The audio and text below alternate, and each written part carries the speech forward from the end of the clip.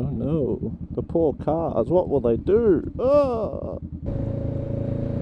G'day ladies and gentlemen, welcome back to the YouTube channel. How are we all going? I could be better. The past few days I have been feeling like absolute gobshite, hence why the video wasn't live yesterday, because I was in pain, I was tired, my god man, was fevering. Life's good, but today I'm doing alright. I think I had like one of them 24-hour bugs, something along those lines. But today I have a topic that's a bit controversial to, say, the American audience, since apparently I upset one of them last time in my Pure Sound video. Now, the topic at hand is lane filtering, which is different than lane splitting, but lane filtering, alright?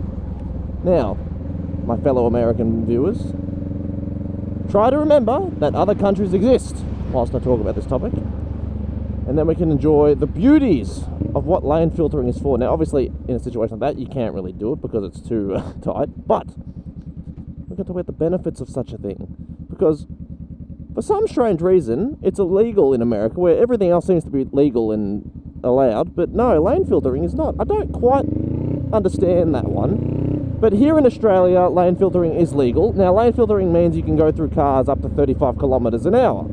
Obviously, in some situations, we completely disobey that law, but you know, that's how it is. Whereas, what is it, in California it's legal, I think Texas it's a grey area, and there's one more state which I forget that it's okay in. But up until that point, man, shit, I don't quite understand. There's a few reasons people can argue for it, but I don't think of any that I can see that would be argued against lane filtering, because, like, what are you losing by having the bikers be able to do, woo, hello there? Now, obviously, you might get a little bit too close and scratch a car, but that's just means you don't know your bike very well. Then, hey, see, look at that, right at the front. Hey, life's good. Life's very good. But, for some reason, people get really mad about you doing that, especially where it's illegal. Like, look at India, where fucking cunts are just riding everywhere, and all those Asian countries where it's basically the same. It's every man for himself. In Australia, you go through the middle of the cars at 35 k's. In America, they get mad at you for doing it. Imagine that. Imagine getting mad at the smaller vehicle that has no impact to you or your daily life, because it will take off faster than all of you anyway. And in honestly, just improves traffic flow. So, like, LeMayo. Now, obviously, I know bikers in America, they don't tend to give a shit. They'll do it anyway. Right? They'll just keep going. They don't care. That's just how bikers be. But in America, someone might swing the door open with you because they're like, hey, that's illegal, you're in guns. Anyway, and you've seen this in videos. People have done that. Like, they'll see you filtering, they'll open the door and be like, you can't do that, it's illegal. I am the law. It makes no sense. Now, there's a numerous amount of reasons I'll tell you why it's a good thing, all right? Now, I'm not just going to be here and tell you, like, yeah, it's supposed to be right, you're wrong, okay? Let me tell you why, if you don't agree with it, you're wrong. Now, number one, this one might actually shock some of you naysayers, and that's an actual safety benefit. How many times can you go watch a biker crash compilation? Now, look, albeit most of the time in these crash comps, the biker's at fault 100%, no matter what they fucking say. But if a biker gets rear-ended, bad time, alright? Car, protection. Motorbike, you can break your back, you can have a bad day.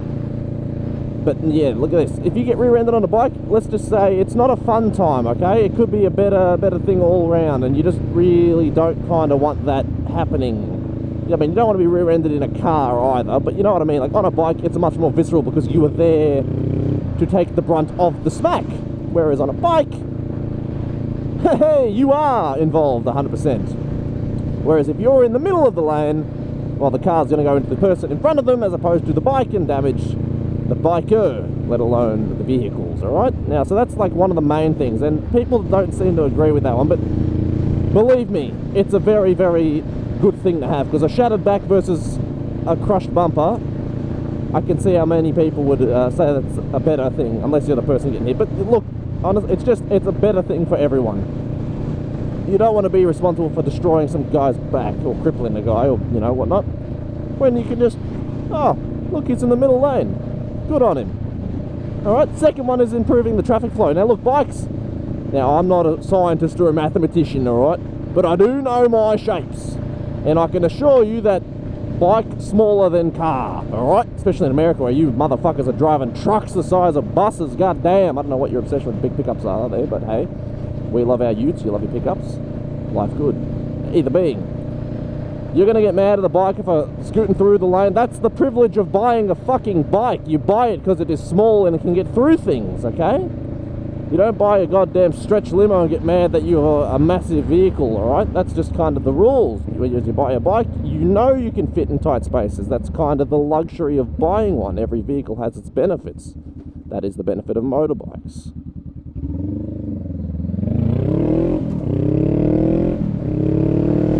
That's proven by exhibit there. Whereas if you're in a car, you can't do such things.